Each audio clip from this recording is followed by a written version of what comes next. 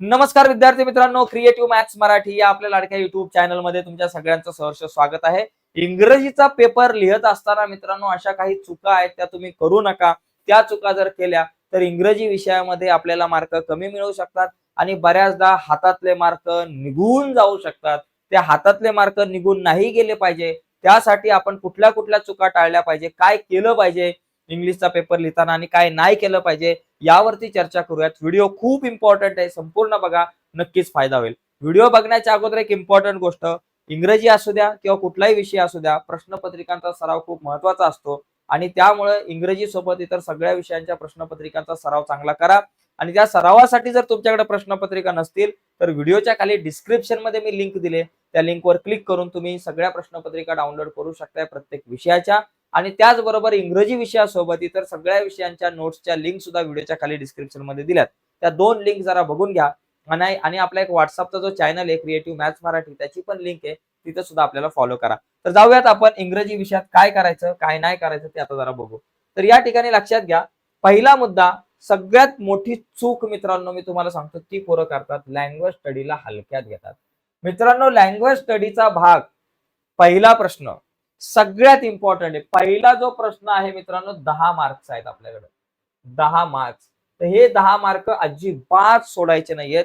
इथं 10 पैकी 10 मार्क मिळालेच पाहिजे. काय होतं माहितीये का, आपल्या हातचं सोडून आपण नाही जे आपल्या हातामध्ये त्याच्या मागे धावायचा प्रयत्न करतो आपण. त्याच्यामुळे लँग्वेज स्टडीचा सराव जरा चांगला करा. की लँग्वेज स्टडीच्या जवळपास साधारणतः तुम्ही 2, 3 किंवा 5 प्रश्नपत्रिका घ्या.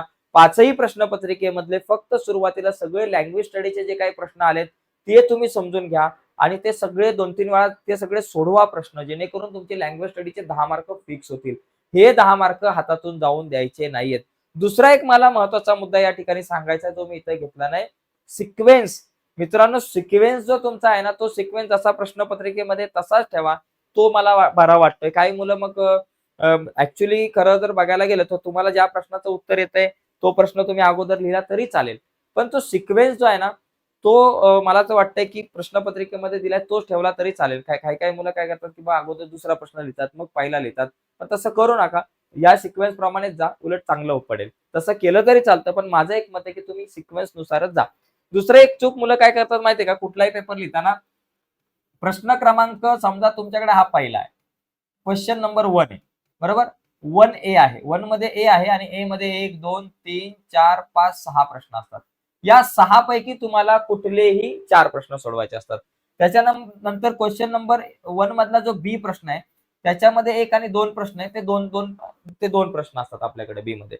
आता त्याच्या बघा, क्वेश्चन नंबर 1 मध्ये जर इथं तुम्ही सिक्वेन्स मध्ये अदलाबदल केली तरी चालेल. सुरुवातीला दुसरा लिहिला, मग तिसरा लिहिला, चौथा लिहिला, पाचवा लिहिला, मग पहिला लिहिला तरी चालेल. इथे काहीच प्रॉब्लेम नाहीये. इथे पण तुम्ही अगोदर दुसरा प्रश्न लिहिला, पहिला लिहिला तरी चालेल. पण इथं तुम्ही क्वेश्चन नंबर ए मधला पहिला लिहिला, नंतर त्याच्या खाली मग क्वेश्चन नंबर ए मधला पहिला, दुसरा, समजा तुम्ही क्वेश्चन नंबर ए मधला पहिला लिहिला, दुसरा लिहिला, तिसरा लिहिला, चौथा नाही लिहिला, 3च लिहिलं सुरुवातीला आणि एका पानावरती बाबा हे झालं. नंतर तुम्ही क्वेश्चन नंबर 1 बी लिहिला त्या दुसऱ्या पानावरती. त्याच्यानंतर पुढचं तिसऱ्या पानावर दुसरं पान तुमचं अर्ध झालंय, अर्ध बाकी आहे. समजा अर्ध बाकी असेल तर नवीन प्रश्न दुसरा तुम्ही नवीन पानावरती लिहिला. हा नवीन पानावरती लिहिल्यानंतर तो सोडवला आणि नंतर शेवटी कुठंतरी तुम्हाला आठवलं की इथला चौथा प्रश्न राहिलाय बाबा जो मला येत नव्हता, तो तुम्ही इथं लिहायला सुरुवात केली. तर असं करू नका मित्रांनो. तुम्हाला येत नसेल तर जागा सोडा इथं, पण फार इतक्या लांब नका लिहू. या क्वेश्चन नंबर जो 1 आहे, जो महत्वाचा प्रश्न आहे, त्याच्यातला एखादा प्रश्न इथं कुठंतरी शेवटच्या पानावर तुम्ही अजिबात लिहू नका. ती जरा गडबड होते. पेपर तपासत असताना पेपर तपासणाऱ्याला अडचणी निर्माण होतात, त्यामुळे तिथं तुमचे मार्क कदाचित कट होऊ शकतात किंवा बॅड इम्पॅक्ट पडू शकतो. त्याच्यामुळे प्रश्नाचे क्रमांक लिहिताना, प्रश्न सोडवत असताना जरा विशेष काळजी घेणं गरजेचं आहे. याच्यानंतर पुढचा पॉइंट बघा, उतार्यामधील प्रश्नामध्ये गुंतून बसू नका. जसं भूलभुलैया असतं, मराठी असेल, हिंदी असेल किंवा इंग्रजी असेल, जास्तीत जास्त इंग्रजीचे जे काही उतारे आहेत तिथं तुमचा वेळ जास्त जातो. काय माहितीये का, कारण आपला वाचनाचा जो स्पीड आहे, तुमचा रिडिंगचा स्पीड आहे, जितका मराठीचा असतो वाचणं आणि वाचून समजून घेणं, जितका मराठीचा स्पीड असतो तितका इंग्लिशचा नसतो. त्याच्यामुळे मराठीचा उतारा वाचायला तुम्हाला 5 मिनिटं लागत असतील तर इंग्लिशचा उतारा वाचायला तिथं 10 मिनिटं लागतात. त्याच्यामुळे काय होतं, इंग्लिशचा उतारा तुम्ही वाचला, प्रश्नांची उत्तरं लिहिली, एखाद्या प्रश्नाचं उत्तर नसेल सापडेल तर तुम्ही पुन्हा वाचता. पुन्हा नाही सापडलं, तिसऱ्यांदा वाचता, चौथ्यांदा वाचता, असं करत बसायचं नाहीये. पहिल्यांदा वाचलं, नाही भेटलं, दुसऱ्यांदा वाचा उतारा, दुसऱ्यांदा शोधण्याचा प्रयत्न करा. दुसऱ्यांदा शोधल्यावर पण नाही भेटलं, तिसऱ्यांदा शोधूच नका. त्या प्रश्नासाठी जागा सोडा आणि मग पुढच्या प्रश्नाकडे जा. कारण काय होतं माहितीये का, हे जे 2 तुमचे उतार आहेत ना, याच्यामध्ये जवळपास 1 तास जातो काही मुलांचा. त्याच्यामुळे पुढचे प्रश्न सोडवायला आपल्याला वेळ मिळत नाही. तर ती काळजी घ्यायची. उतारामध्ये आपण जास्त गुंतून जायचं नाहीये. ओके. याच्यानंतर पुढचा व्याकरणावरील 6 गुण जाऊ देऊ नका. व्याकरण मित्रांनो तुम्हाला 6 मार्काला आहे. कसं काय माहितीये का? म्हणजे प्रत्यक्षात 6 मार्काला आणि अप्रत्यक्षात तुम्हाला बऱ्याच ठिकाणी व्याकरणाची गरज भासते. जसं की स्किलमध्ये रायटिंग स्किलचे जे काही तुम्ही लिहिता, तिथं लिहित असताना व्याकरणाच्या दृष्टिकोनातून तुमचं लिखाण चांगलं पाहिजे. तिथं तुम्हाला व्याकरणाची गरज असते. तुम्ही ज्यावेळेस पर्सनल रिस्पॉन्सचे प्रश्न लिहिता, तिथं वाक्यरचना करत असताना टेन्स असेल, व्हॉईस असेल यांची गरज तुम्हाला भासत असते. परंतु प्रत्यक्षात तुम्हाला 6 मार्क, 3 उतारे असतात तुमच्याकडे. 2 तुमचे पुस्तकातले असतात, 1 पुस्तकाच्या बाहेरचा असतो आणि प्रत्येक ठिकाणी तुम्हाला 2-2 मार्काचे प्रश्न असतात. म्हणजे 6 मार्क जे आहेत ते व्याकरणावर आहे. आणि व्याकरणामध्ये बघा तुम्ही लक्षात घ्या, काही जुन्या प्रश्नपत्रिका जर पाहिल्या, तर रेग्युलर विचारले जाणारे घटक आहेत. त्याच्यामध्ये सगळ्यात जास्त वेळा टॅगवरती प्रश्न विचारलाय, टेन्सवरती विचारलाय, व्हॉईसवरती विचारलेला आहे. त्याचबरोबर अफर्मेटिव्ह, निगेटिव्ह सेंटेन्स याच्यावरती जास्त प्रश्न विचारलेले आहेत. तर तो जरा व्याकरणाचा भाग, ज्या भागावरती, ज्या घटकावरती नेहमी जास्तीत जास्त वेळा प्रश्न विचारले गेलेले आहेत, तो घटक जरा बघा आणि ते 6 मार्क तुम्ही जरा जाऊ देऊ नका. कारण इथे तुम्हाला आउट ऑफ मार्क मिळू शकतात. ओके. त्याच्यानंतर शुद्ध लेखनाच्या चुका जरा बघा, लक्षात घ्या. स्पेलिंग मिस्टेक्स असतील तुमच्या रायटिंग स्किलमध्ये, त्या थोड्याशा टाळण्याचा प्रयत्न करा. खूप जास्त लिहिण्यापेक्षा मोजकं लिहा, परंतु चांगलं लिहा. लिहित असताना, वाक्य बनवत असताना रायटिंग स्किलमध्ये स्ट्रक्चर जरा नीट समजून घ्या. ओके. त्याच्यानंतर लेखन विभागाचे फॉर्मॅट पण आपल्याला चुकवायचे नाहीयेत. कसं आहे की आपल्या लेखन विभागामध्ये बऱ्याचदा मुलांना कमी मार्क पडतात. कारण आपल्याला सेंटेन्स मेकिंगमध्ये प्रॉब्लेम येतो.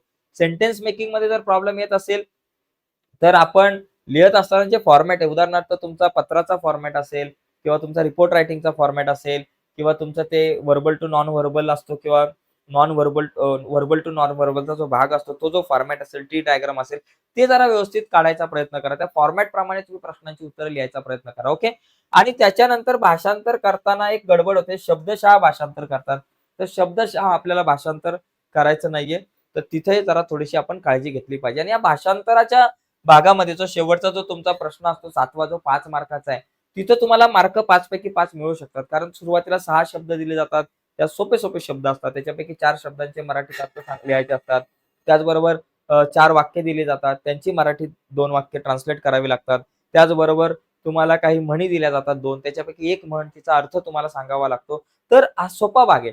तुम्ही 4-5 जुन्या प्रश्नपत्रिका घेतल्या ना, त्याच्यातले जर का तुम्ही 7वा प्रश्न 2-3 वेळा रिपीट केला, तर तुम्हाला नक्कीच लक्षात येईल की कशा प्रकारचे इथं प्रश्न विचारले जातात. तर मित्रांनो, आजच्या या चर्चेमध्ये इथेच थांबूयात. नक्कीच तुम्हाला आजची व्हिडिओ आवडली असेल, आजची चर्चा आवडली असेल, तर प्लीज आपल्या या व्हिडिओला लाईक करा.